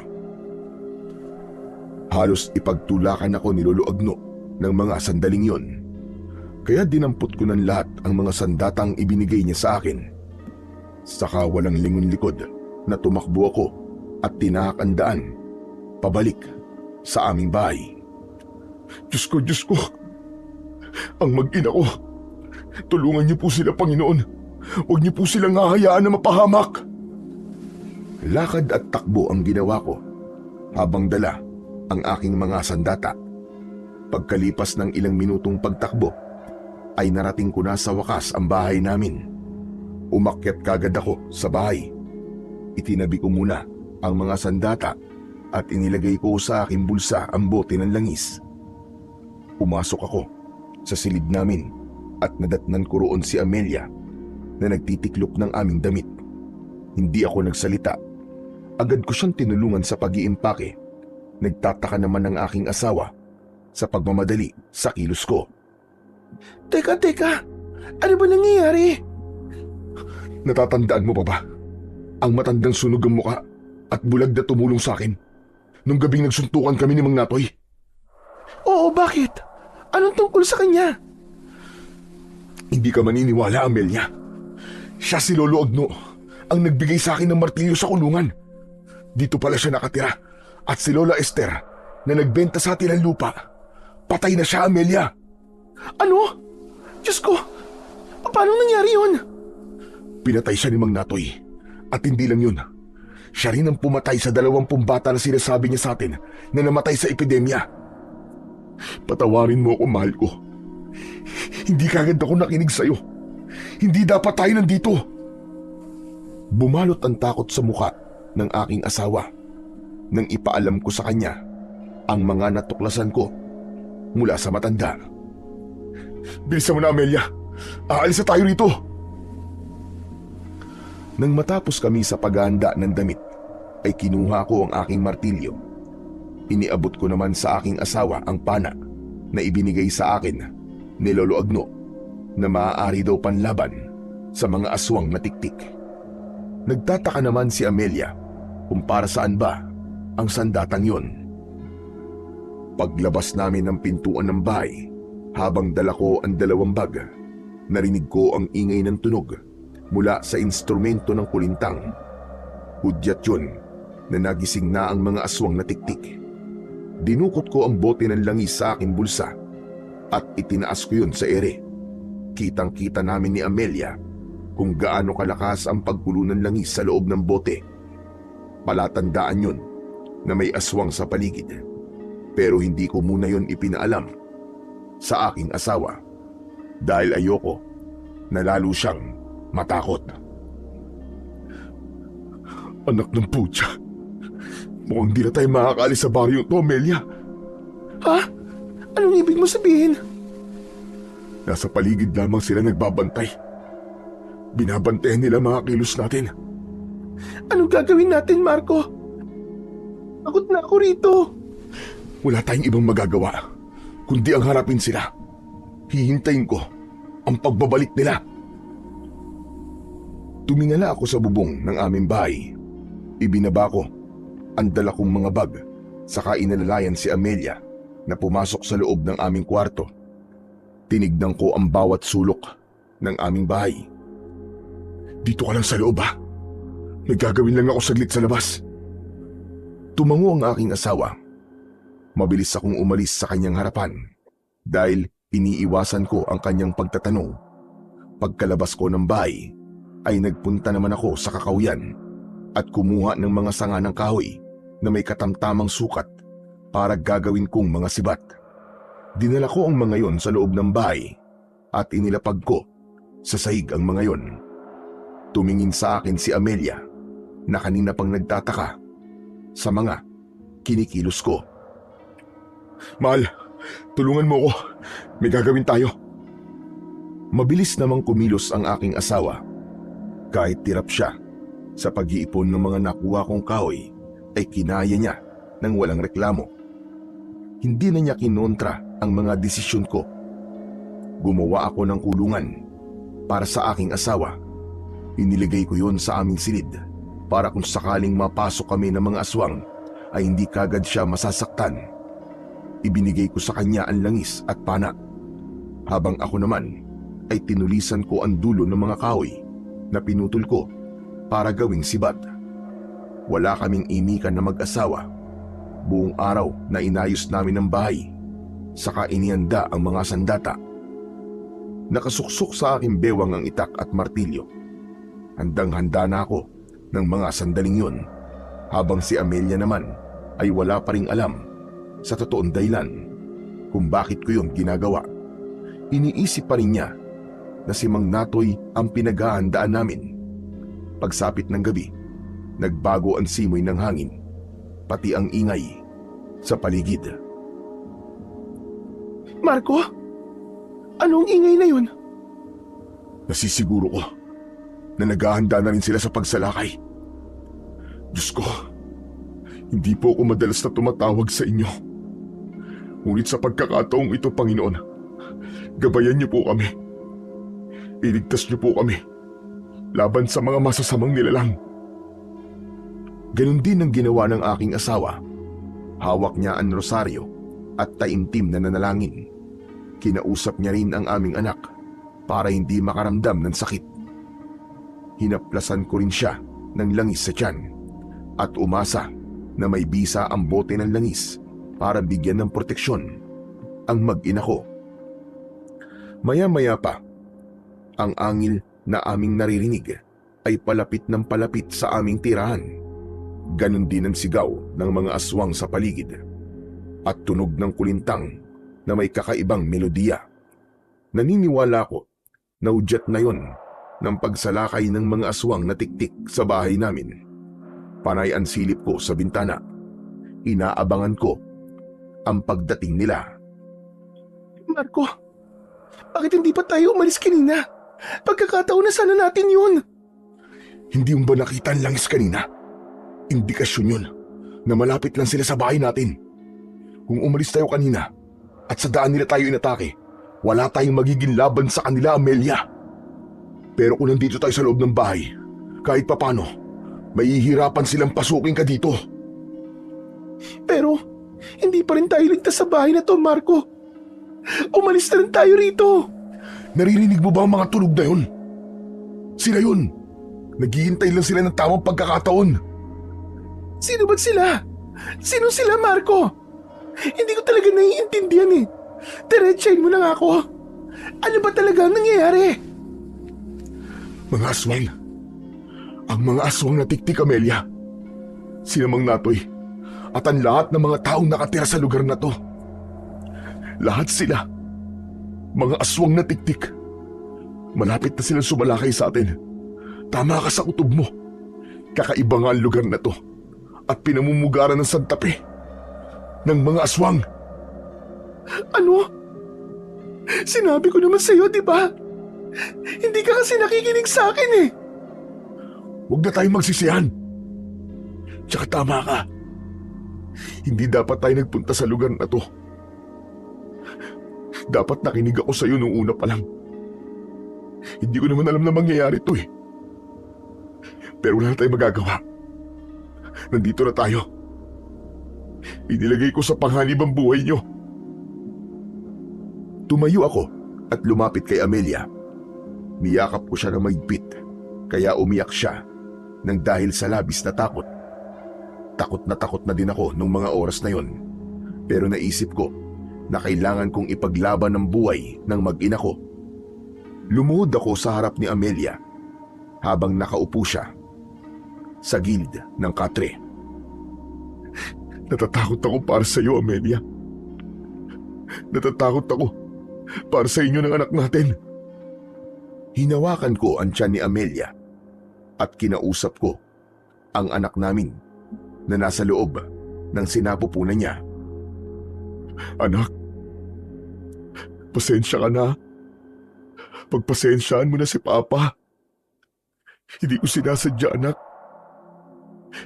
Hindi ko ba ipaliwanag ang takot na nararamdaman ko sa mga sandaling ito, anak? Pero sana, makinig ka kay Papa, ha? Pakinggan mo ako mabuti. May umaaligid sa atin. Hindi tao, anak, kundi mga aswang. Marco, tama na yan. Umalis na tayo rito. Bilisan na natin. Iniharang ko ang daliri ko sa labi ng asawa ko para bigyan siya ng babala na huwag niyang lakasan ang kanyang boses. Malakas kasi ang pandinig ng mga aswang na tiktik. Yun ang sabi ni Mang Agno. Kaya halos pabulong akong magsalita. Sige, pero aalis tayo rito ng buhay, Amelia. Basta't makinig ka at maniwala ka sa akin. Walang mangyayaring masama sa atin. May awa ang Diyos. Tutulungan niya tayo na makaalis dito ng buhay. Pinahawakan ko mabuti kay Amelia ang bote ng langis. Kahit nanginginig ang mga kamay dahil sa takot, maigpit naman niyang hinawakan ang bote. Amelia, makinig ka. Kailangan kong tulong mo. Kailangan kong kooperasyon mo. Pilitin mo maging matatag para sa anak natin. Yumuko ako sa mga kamay ng asawa ko at marahan ko yung hinalikan bilang pagsusumamo. Nang maramdaman ko ang palad ng aking asawa, saka lamang napanatag ang loob ko. Napapikit ako at ipinagdasal ko sa Panginoon ang aming kaligtasan. Maya-maya pa, bigla akong napatayo nang marinig ang malakas na alulong ng mga aso sa paligid. Kasunod ng ingay ng pag-angil. Pagsilip ko sa bintana, nakita ko ang pangkat ni Mang Natoy. Kakaiba na ang kanilang mga itsura. Tumayo sila sa harapan ng bakuran namin habang nakahanay.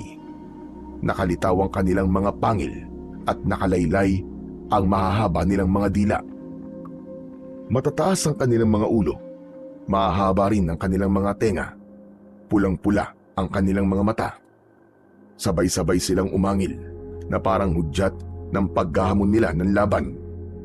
Ngumisi si Mang Natoy na tumutulo pa ang malapot niyang laway. Marco, ang langis! Nakita ko na malakas na kumukulo ang langis sa loob ng bote na hawak ni Amelia. Muli kong ibinaling ang aking paningin sa labas ng aming bahay. Lahat sila ay nakapalibot sa bakuran namin habang tumutulo ang kanilang laway na parabang gutom na mga mababangis na hayop. May mga umakyat sa puno papunta sa bubong ng bahay namin. Kaya naman, maigpit na hinawakan ni Amelia ang pana. Tumingala siya sa bubong at itinutok niya yon sa itaas. Kumaluskos ang bubong na parabang sinisira ayon. Ako naman ay inilabas ko ang martilyo habang nananatili sa aking bewang ang itak. Pareho kaming nagulat ni Amelia nang masira ng isang aswang na tiktik ang bubong ng bahay namin. Ngunit matapang na pinana yun ni Amelia. Tinamaan ang aswang sa muka, dahilan para mahulog siya sa lupa, habang ako naman ay hinarap ang aswang na dumaan sa bintana. Pinalo ko siya ng martilyo sa ulo, kaya nagulat ako nang biglang masunog ang katawan ng aswang. Totoo nga, may kakayahan nga ang martilyo na pumatay ng mga aswang. Isa nga tong agimat. Dahil sa sandatang yun, nawala ang pag-aalala ko. Lahat ng pumasok sa aming bahay ay minartilyo ko ang ulo. Muli kong isinuksok ang martilyo sa aking bewang at itak naman ang ginamit ko. Dahil marami na ang umatake sa amin, bawat wasiwas ko sa ere ng itak ay tinatamaan ko sila ng taga. Pero dahil hindi sila tinatablan ng itak ko, napilitan akong itapon yun at tumarak ang talim sa isang tiktik na sumira naman sa aming dingding. Naging malikot ang mga mata naming mag-asawa dahil alerto kami sa paligid. Biglang nabutas ang dingding at lumusot ang kamay ni Mang Natoy. Sinakal niya ako at naramdaman ko ang pagbaon ng kuko niya sa likod ko. Nagpumiglas ako. Lumaban ako para sa buhay ko. Pero dahil malakas ang braso ni Mang Natoy, hindi ako makaalis sa pagkakasakal niya. Huwag mo nang ipagkait sa amin ang asawa mo. Hindi ko hahayaan na makuha niyo mag-ina ko. Dadaan muna kayo sa bangkay ko, mga hayop kayo!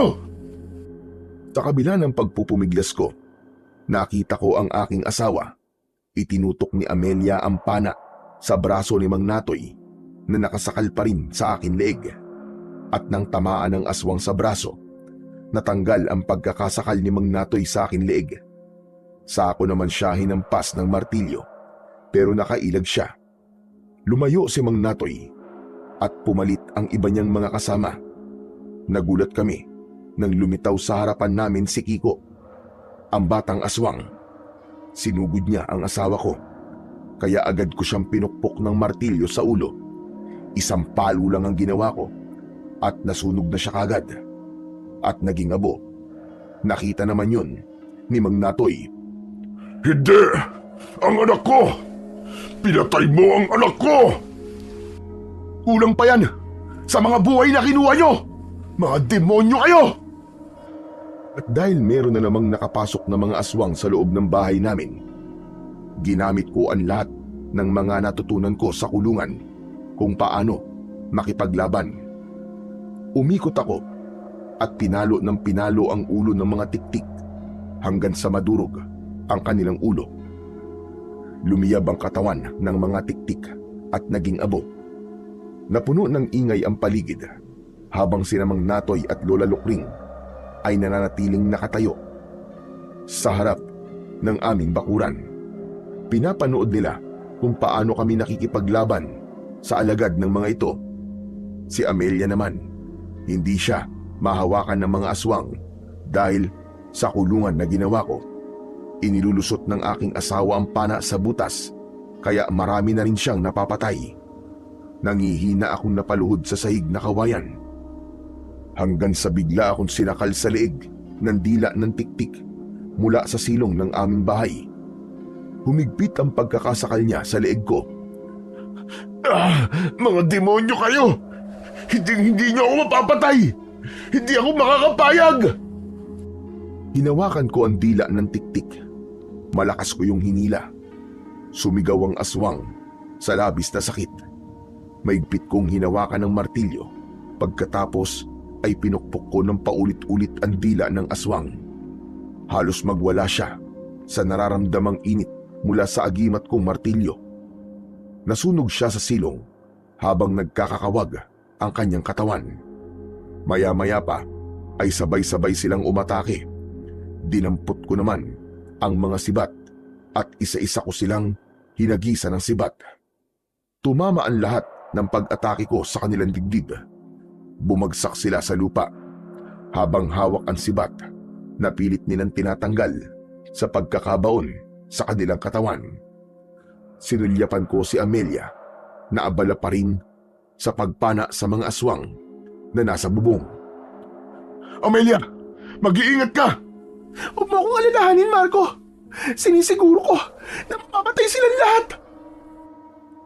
Muli akong tumingin sa labas ng bahay at wala na sina Mang Natoy at Lola Lukring doon. Hanggang sa bigla na lamang silang lumitaw sa aking harapan at nagpakawala sila ng tig-isang suntok sa akin na tumama naman sa aking dibdib at muka. Bumagsak ako ng pasadsad sa sahig. Nakita ko si Lola Lokring na sinisira ang harang sa kulungan ng asawa ko. Pero dahil pati yun ay nilagyan ko ng langis. Napaso siya. Napasigaw siya dahil sa sakit. Pinana ito ni Amelia. Tumama yon sa dibdib ng matanda. Agad naman akong bumangon at tangka na sanang aatakihin ko ito ng palo ng martilyo. Ngunit nahawakan ako ni Mang Natoy sa braso. Sinuntok niya ako, pero naiharang ko sa kamay niya ang martilyo. Tumalsik si Mang Natoy dahil sa kapangyarihang taglay ng hawak kong agimat. Dahil doon, nakita ko na kumislap ang kanyang kwintas. Hindi kaya naroon ang lakas niya sa suot niyang kwintas? Sinubukan kong lumapit sa kanya at nakipaglaban ng mano-mano kay Mang Natoy. Pero biglang naagaw ang atensyon ko nang sumigaw si Amelia. Marco! Marco! Pagtingin ko, dumaan pala si Lola Lokring sa silong at sinira na yon. Nagawa niyang mahila ang paa ni Amelia, kaya wala akong nagawa kundi iwanan ang nakahigang si Mang Natoy. Tinulungan ko muna ang asawa ko mula sa aswang na si Lola Lokring. Nabitiwan ng aking asawa ang pana dahil sa pagpupumiglas niya. Pero nang lalapitan ko na sana ang kinaroroonan ng asawa ko, nahawakan na naman ako sa paa ni Mang Natoy. Saan ka pupunta? Dito ka lang. Tayo magtuos. Pabayaan mo na ang asawa mo. Hindi ko hayaan na makuha niyo ang mag-ina ko! Sinipa ko siya sa muka at pinukpok ko ang kamay niya gamit ang martilyo. Nabitiwan niya ang paa ko. Sa kabila ng pagpapambuno namin ni Mang Natoy, mas inisip ko ang kalagayan ni Amelia. Kitang-kita ko na malapit na siyang mahulog sa silong at baka tuluyang makalabas sa ginawa kong kulungan. Pero ginawa ng asawa ko ang lahat para hindi magtagumpay ang aswang na si Lola Lokring. Akin ka na! Sa akin ka na ngayon! Sa akin na ang anak niya! Bitiwan mo ako, hayop ka! Marco! Marco, tulungan mo ako sa demonyong ito! Amelia, huwag ka lalabas! Lumaban ka! Huwag ka magpapatalo sa kanya! Isuot mo sa leg niya ang kwintas na bote ng langis! Sinunod ako ng aking asawa habang nagpapambuno naman kami ni Mang Natoy. Tumalsik ang hawak kong martilyo. Nakipag-agawan ako sa kanya sa martilyo dahil akala niya mahahawakan niya yon. Sakto na nakapitan niya na ang hawakan ng martilyo. Nasunog ang kamay niya at naputol. Umalingaw-ngaw ang sigaw niya sa buong paligid dahil sa labis na sakit. Ang kamay ko! Walang hiya ka! Magbabayad ka! Mabilis kong dinampot ang martilyo at nang mahawakan ko yon, agad ko siyang pinalo ng aking martilyo. Sa ulo at dibdib ang tama niya na halos mabasag ang kanyang bungo. Kinuha ko ang suot niyang kwintas. Sinira ko yon at pinukpok din ang martilyo. Saka lang gumapang ang apoy sa katawan ni Mang Natoy habang nagkikikisay ang katawan hanggang sa tuluyang nasunog at naging abo. Kasunod ng pagkamatay ni Mang Natoy, lumiyab din ang katawan ni Lola Lokring dahil nagawa ng asawa ko na maisuot niya ang kwintas sa leeg ng aswang. Nagkikikisay ang katawan ng aswang na si Lola Lokring habang binabalot siya ng makapal na usok. Saka unti-unting nilamon ng apoy hanggang sa tuluyan ng matunaw ang kanyang katawan. Kumalat ang apoy sa sahig na nagsisimula ng tumupok sa bahay namin. Lumiwanag ang hawak kong martilyo at ang liwanag na yon ang pumatay naman sa ibang mga aswang na tiktik na nasa labas pa rin ng bahay. Nasunog sila ng liwanag ng agimat ng martilyo ko hanggang sa maging abo silang lahat at tinangay ng hangin. Nilapitan ko ang asawa kong si Amelia at hinila ang kanyang kamay. Mahal ko, Salamat sa Diyos. Halika na. Lumabas na tayo ng bahay. Malapit na masunog ang bahay natin. Marco, masakit ang paa ko. Hindi ko maigalaw. Nakita ko na may gasgas ang binti niya dahil sa kuko ni Lola Lukring kanina.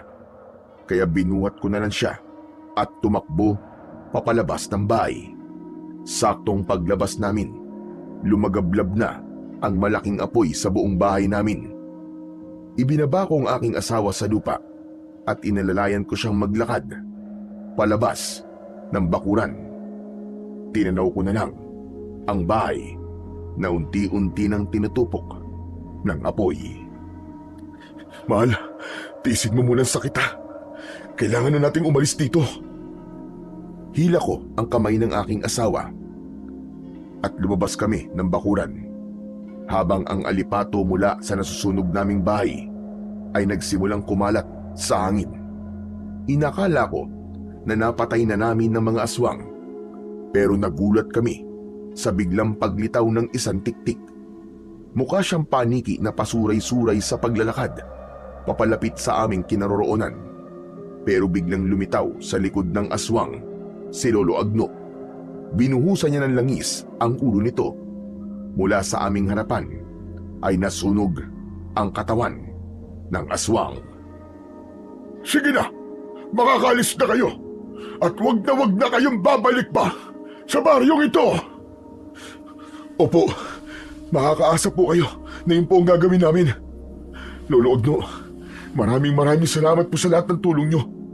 Utang ko po sa inyo ang buhay namin pamilya. Sino siya, Marco? Sino siya? Siya si Lolo Agno, ang nakasama ko sa kulungan at may-ari ng martilyo may agimat. Siya yun na ang martilyo ni El Marco. Ibinigay ko na yan sa'yo. Sige na, ligtas na kayo. Kaya maaari na kayong umalis. Bumalik na kayo kung saan man kayo nanggaling. Mabilis naming tinaak ang daan palabas ng baryo ng Santa Fe. Sa isang tahimik na paligid ay nakahinga kami ng maluwag. Natakasan na namin ang impyernong lugar na yon.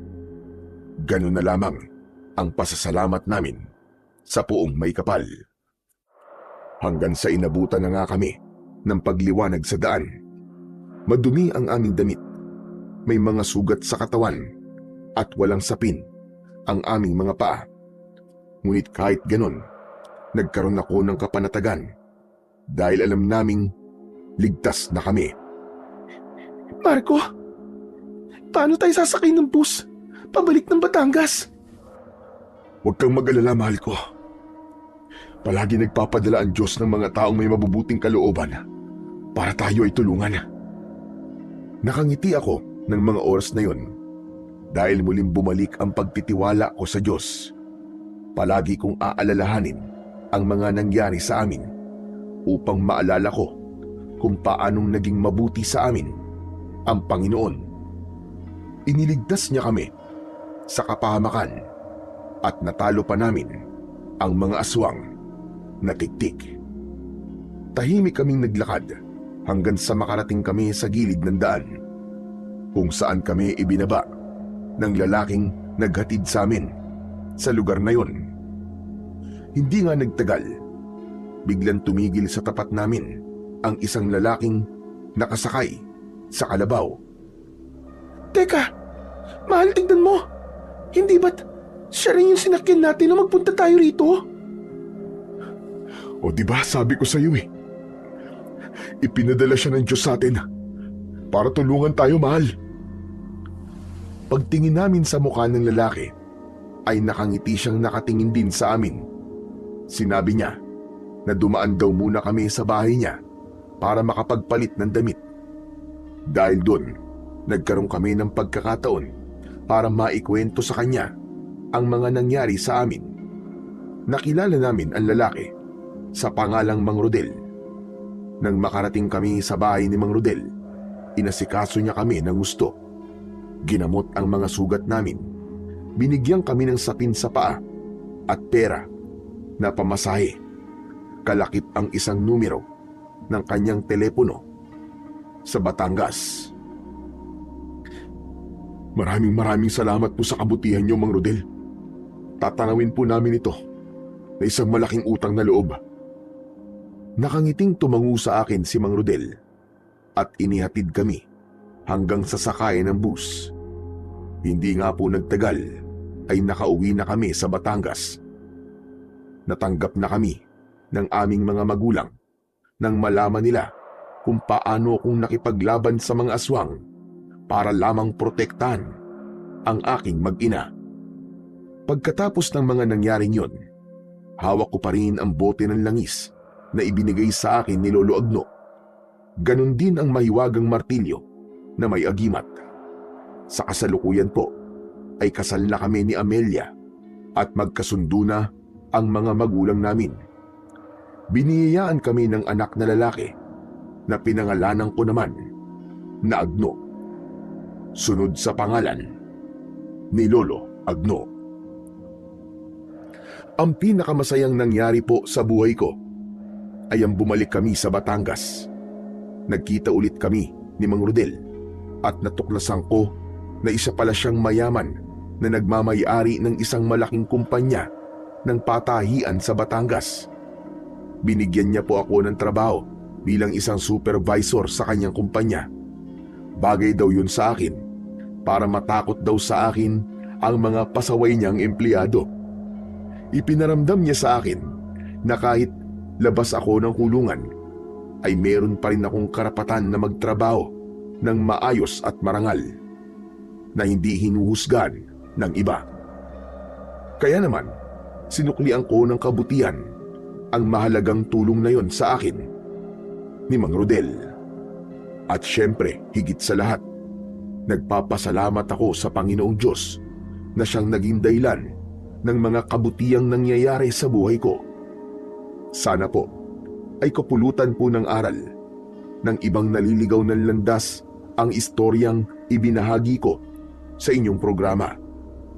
Gagamitin ko rin po itong pagkakataon upang masabi sa taong napatay ko na kahit wala na siya sa mundong ito, sana malaman niya at marinig niya saan man siya naroroon na lubos po akong nagsisisi sa mga nagawa kong kasalanan at habang buhay ko pong pagbabayaran yon sa paraan ng paggawa ko ng kabutihan at pagtulong sa aking kapwa.